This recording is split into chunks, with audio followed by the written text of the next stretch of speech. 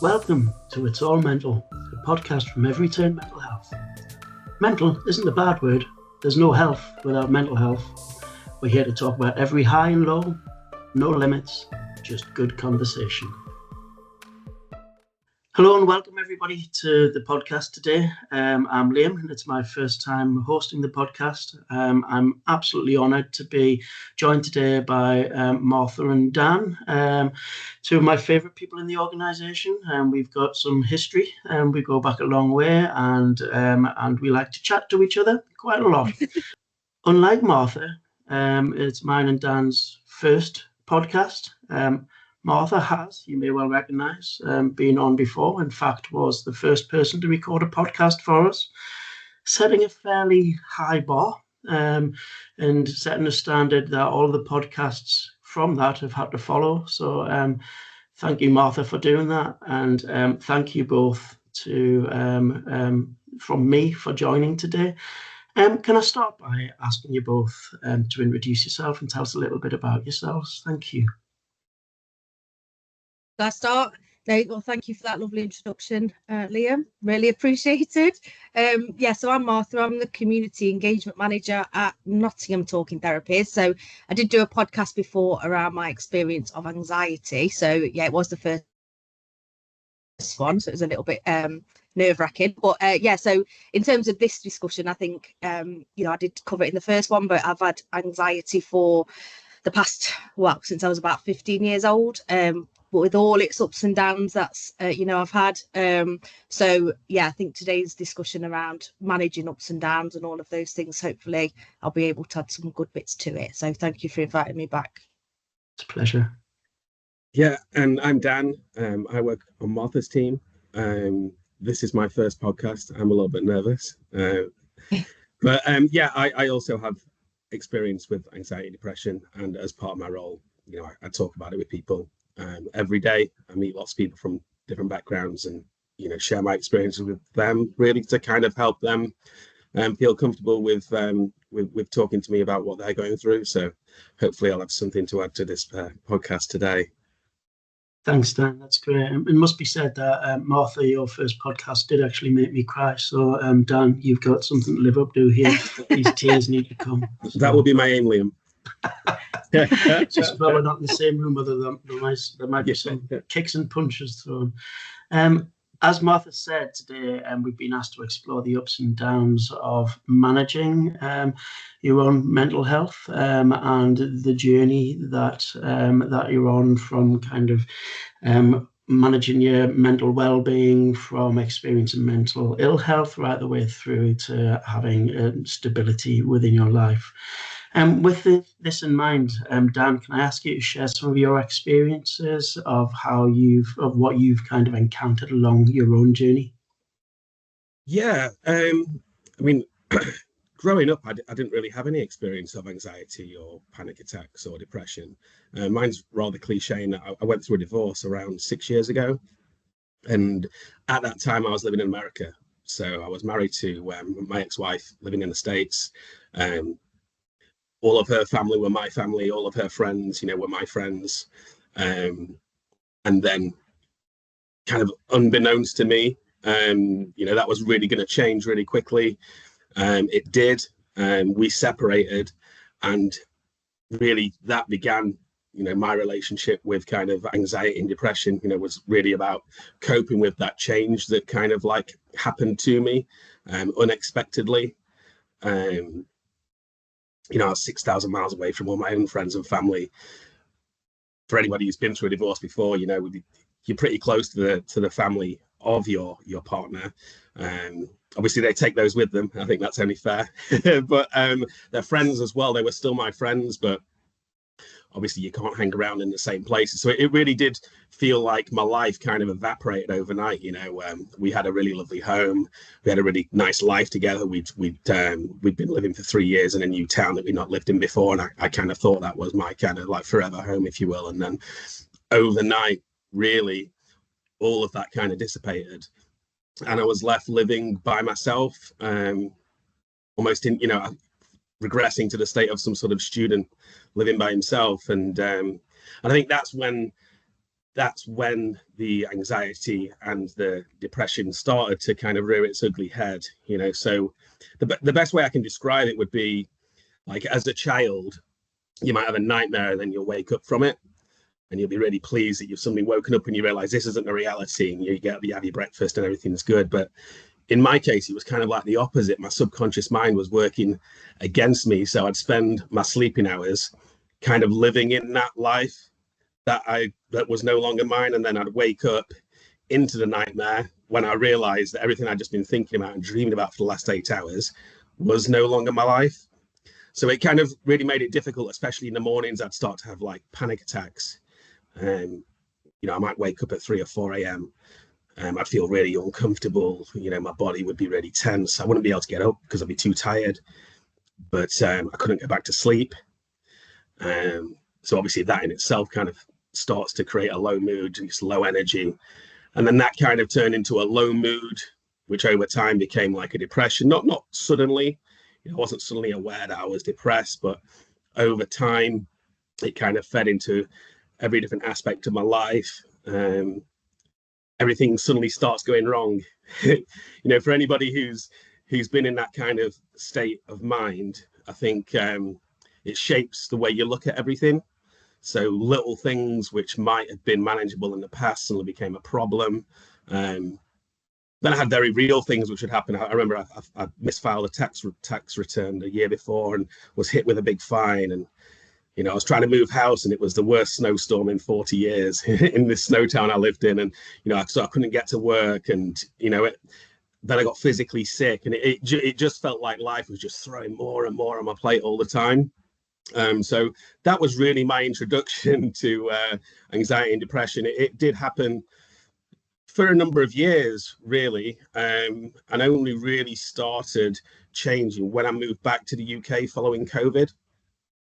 So, I did make a bit of a recovery. It took me a couple of years, and then COVID hit, and then that was the second bout, really, where it kind of brought it all back, and that isolation returned in a different means, but with the same results. So, yeah, I moved back to the UK, ultimately ended up working with you guys, and here we are today.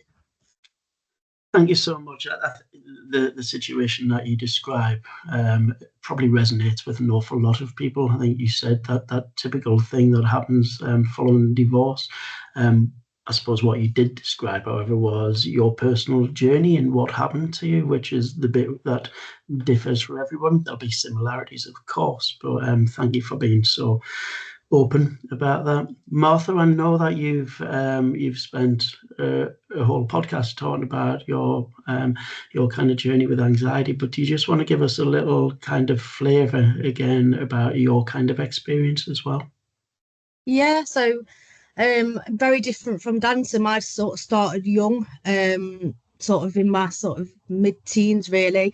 A lot went on at that time. So, my dad left, there was lots of upset in the family, lots of things was sort of happening that I couldn't cope with as a 15-year-old, and my body told me that very blatantly. So I started getting quite severe panic attacks, where I started not going to school and things like that, and I think that because it wasn't dealt with properly at the time, and because I didn't learn to manage it, sort of has carried through all my adult life. So like Dan was saying, you've got ups and downs, or things happen, big things happen, or small things, and I never really knew how to cope with them. So I could maybe be okay for a while, but as soon as something happened, my body went back into its natural state, which was anxiety. So it could be and I think I mentioned in the last one, it turned back in other forms. So it might go away and then something would happen and it would come back as obsessive compulsive thoughts.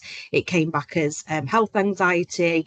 After having my daughter, it came back as postnatal depression, or postnatal anxiety, which people don't mention as much, which is severe anxiety around harming your child potentially, or not being able to look after your child, which was quite bad. And then generalized anxiety disorder, really, that sort of carried through all my adult life, through all the peaks and troughs that is life.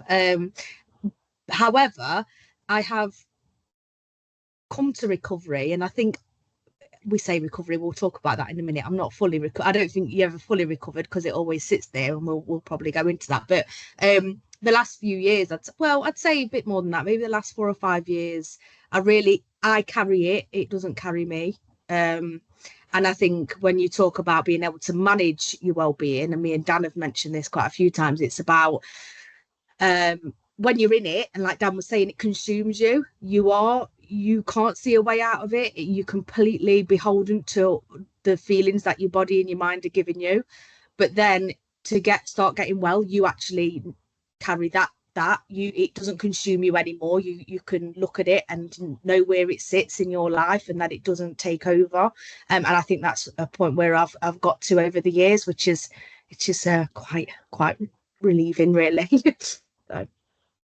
Both amazing stories, and Martha, I had the pleasure of coming to one of your the Talking Therapies conferences last year, and seeing you up on stage, commanding a room and talking with a level of authority that filled me with huge pride, given the journey that you've been on. And you talk there about being in the place, and you mentioned recovery. I think that's a really interesting concept around what recovery is. I think sometimes it can feel quite controversial because it's been almost taken sometimes as a medical or a clinical kind of terminology to mean reaching a point in a clinical journey where you have recovered. So clinical recovery, for instance. But I'm aware that recovery is different for everybody, and I'd really like to explore a little more about what recovery means to you in terms of you just described before around you feel at a place where you're comfortable and you're good. Does that mean you've recovered as such? So Martha, over to you. I don't necessarily know if it means you've recovered, and I think it is a really difficult one. I think some people will experience a bout of depression and anxiety in their life that they can get out of, and that it will never return. It was just because of a circumstance, and I'd say that's sort of an external anxiety or depression. It's something happened and it caused that reaction. And I think some people have anxiety or depression, so it is I'd say it's like a long-term condition that you have to manage and that you have to live with. I'd put myself in that category. So once that you come to terms with that, so I know that anxiety and depression is part of who I am, and it's never going to fully go away. So it's about learning skills that manage that better. And once I come to terms with that it's not going to ever fully go away, that is really relieving, because you can understand it better. If you start to believe one day you're going to never ever have to deal with an anxious thought, or you're never going to feel down again, it's unrealistic, really. So it's about, now I will have, where it's like you talk about grief, because grief, you have fleeting moments where you feel better, but generally you don't. Whereas now I see it as generally I feel well, but I have fleeting moments of anxiety and depression. So it's that's the difference I see. But it's about when things happen, because my natural reaction will be to go back there when something happens that I can't cope with. So it will always, because things happen in life, so it's always going to crop up and come back for me. And it's about knowing that and being aware of it, and trying to have all the skills and tools that when it does, I can cope with it better than I have done in the past.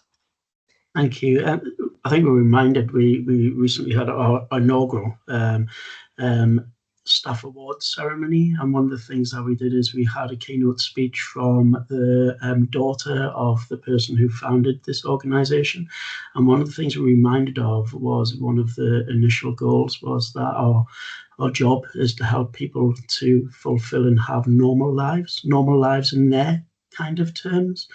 And I think what you just described there is an element of, does recovery mean for you that you're able to live the most normal life that you want to live? With that in mind, Dan, have you got anything to add to that kind of that recovery? Yeah, it's interesting when Martha mentioned kind of like coping strategy or tools to manage things moving forward. Because I mean, I'm often in a position where I meet people who are in really bad places. And, we talk about tools and coping strategies. And sometimes I'll find myself kind of, almost not believing that myself. It's like if this person is in such a bad way, and I'm telling them that they can learn a tool or a coping strategy to help manage it. And I think, well, how is that realistically going to help this person in where And then I think about my own journey, and that's exactly what it is. That's exactly what it is. It's, recovery for me is kind of like, it's no longer identifying with a part of your mind that tries to draw your attention back to its way of thinking. Because when you're depressed or when you're anxious, it is a state of mind. And I think for me, having been through that, it was an event which led me into that situation, but I think it's left my mind slightly vulnerable, and it's become my disposition. But a difference for me between being actively depressed and living in a state of recovery, if you will, is that although the thoughts don't go away, that you kind of, I guess you learn to value yourself and give less credence to your thoughts, you kind of make peace with yourself. You learn to be kind to yourself. You're comfortable with yourself, and you live in a mindset that makes that the priority, as opposed to living in a state of mind that constantly punishes you for everything. Because I think that's what depression does to you. I mean, I sometimes when I talk to people, I talk about Stockholm syndrome. I think like anxiety and depression, they want you to identify with them. So over time, it becomes more comfortable to identify with the state of depression, with the state of anxiety. So recovery for me is recognizing that actually that isn't me. And, if we're talking about tools and coping strategies, which we'll come on to, it's about seeing yourself as something separate from that. Creating an internal space that you can go into to escape, from that which keeps presenting to you, because it's an imposter at the end of the day.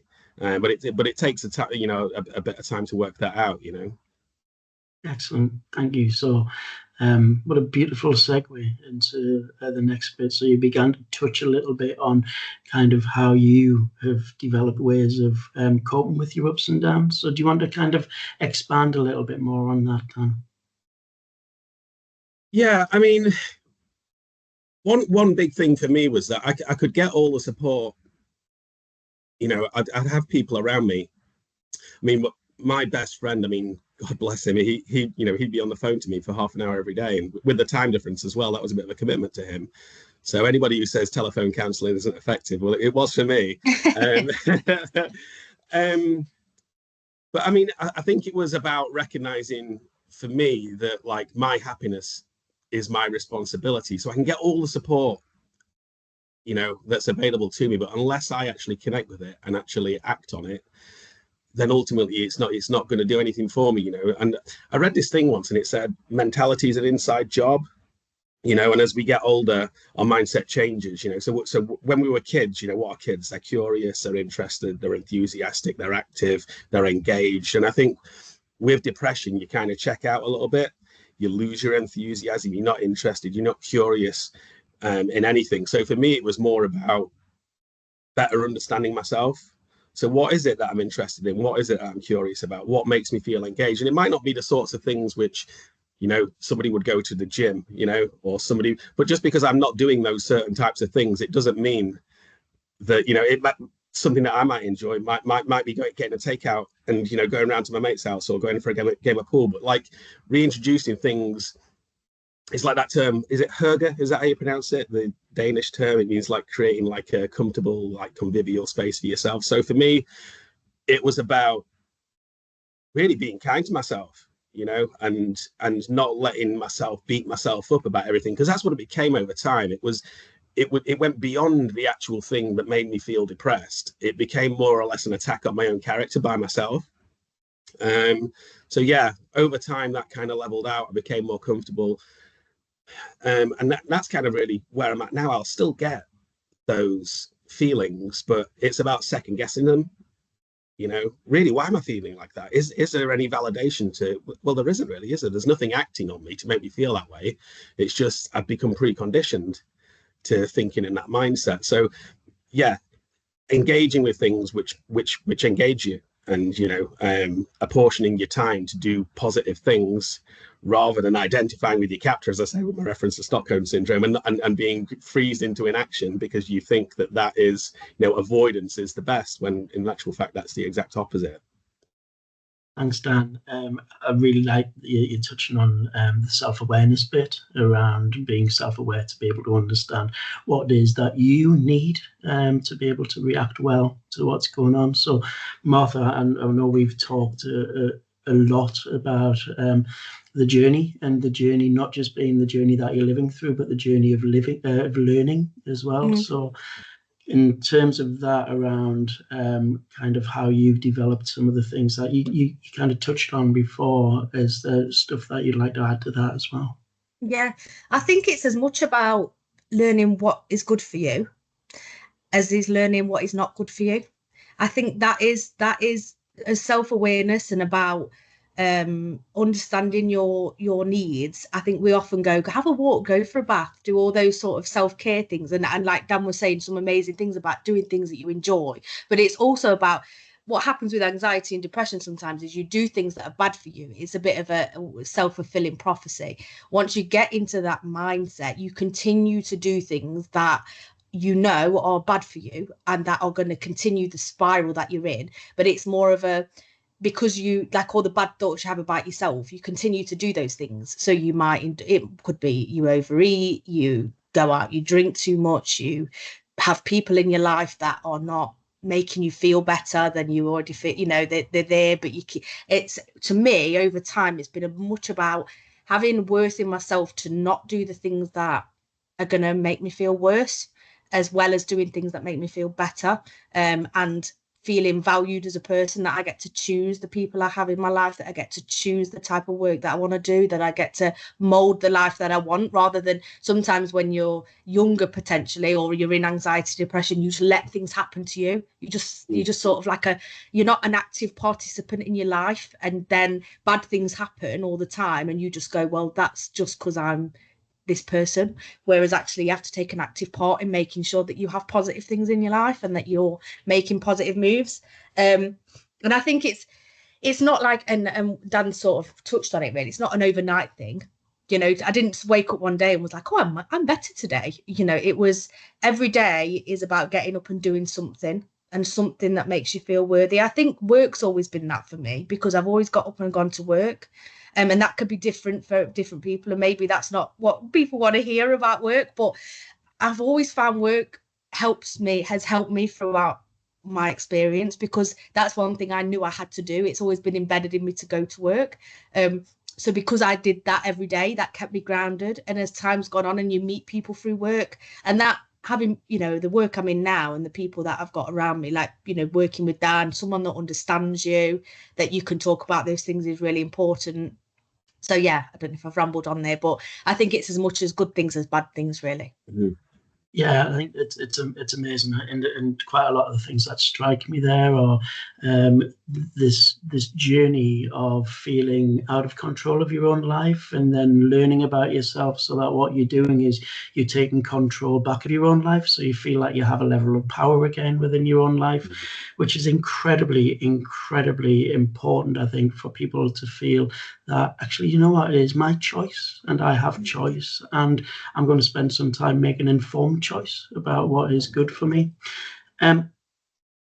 With that kind of description, it kind of plays to this idea that everyone's journey is a journey of discovery.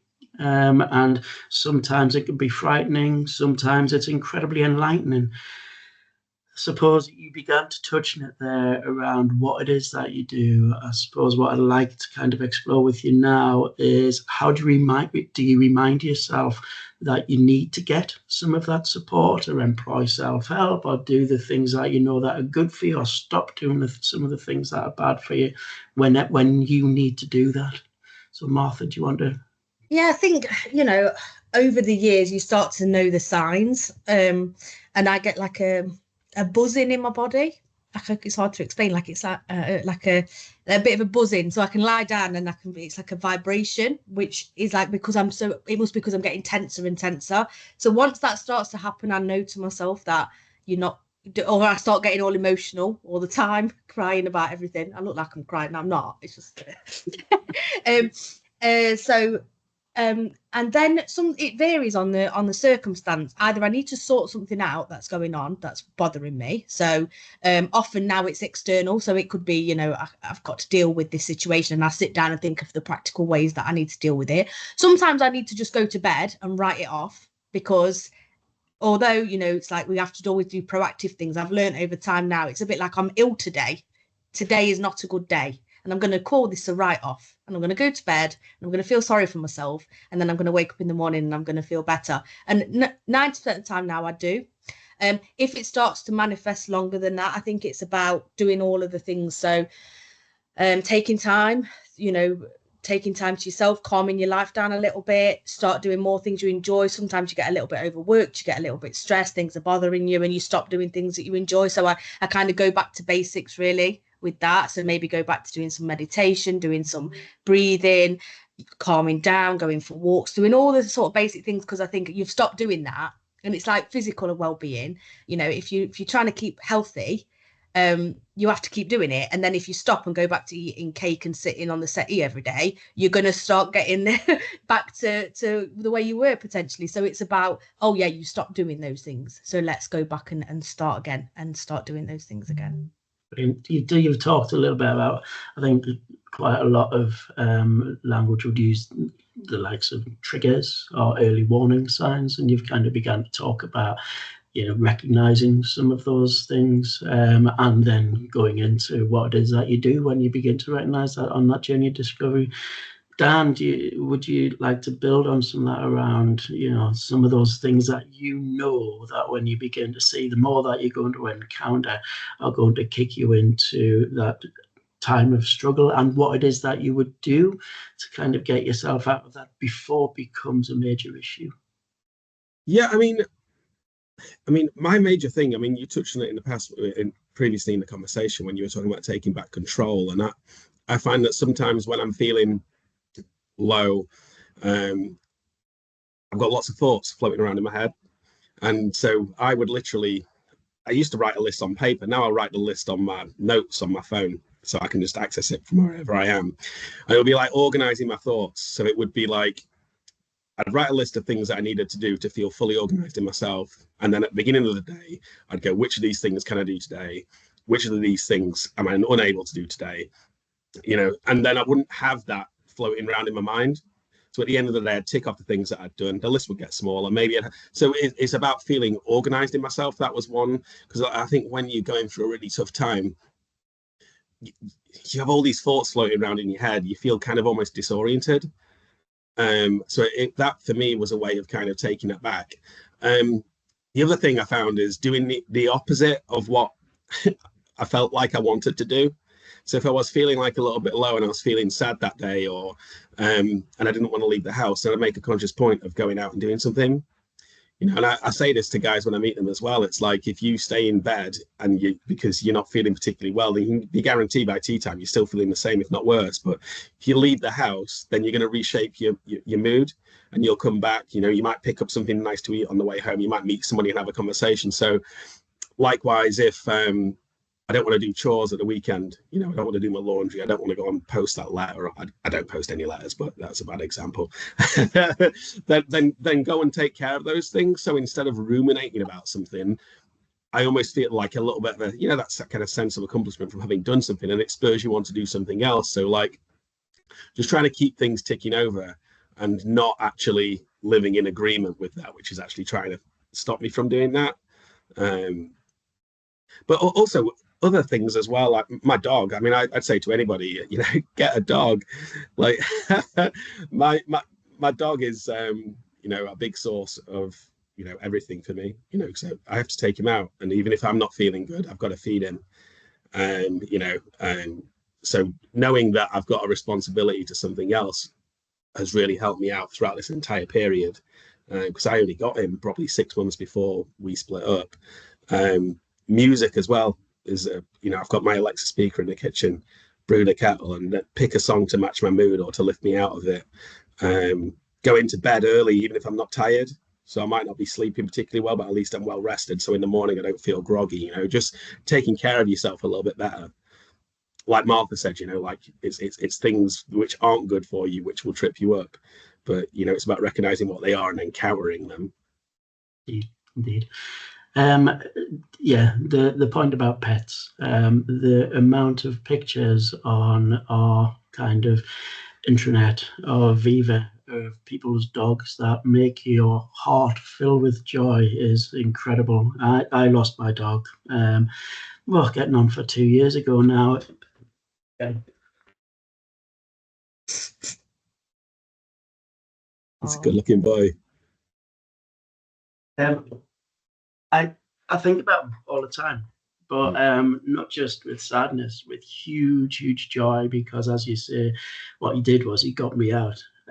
He did things that made my heart skip a beat. He was part of my family. And yeah, I think if somebody has something, whether it's a person, whether it's a pet, whether it's an activity that helps them to get through to do their day, then fantastic. I think what you've both described today is that whilst there may well be similarities in the kind of things that start to cause problems with your mental well-being, the kind of path and journey is always going to be absolutely your own, and within that you will gather the skills and also the knowledge of how to be able to deal with that. And it may well be that that path goes backwards sometimes and you start again, but each time you've developed that kind of understanding, it gives you more and more coping strategies. I can't thank you enough for joining me today. Thank you for your openness and your insight, and I hope that some of your insight has helped enlighten some people who are watching this, and also encourage people also to embrace their journey and to understand that the idea of recovery is your own idea of recovery, and when you feel like you're in a place that's good to you, it's because you're in a place that's good to you. So thank you again for joining me. Thank you, Liam. Yeah, thanks for having me. I appreciate it. Until next time, goodbye everybody, and best wishes all. So thank you. Take care, guys. Thank you for listening to It's All Mental, a podcast from Every Turn Mental Health. If you enjoyed this episode, remember to follow, rate and share. See you next time. Bye.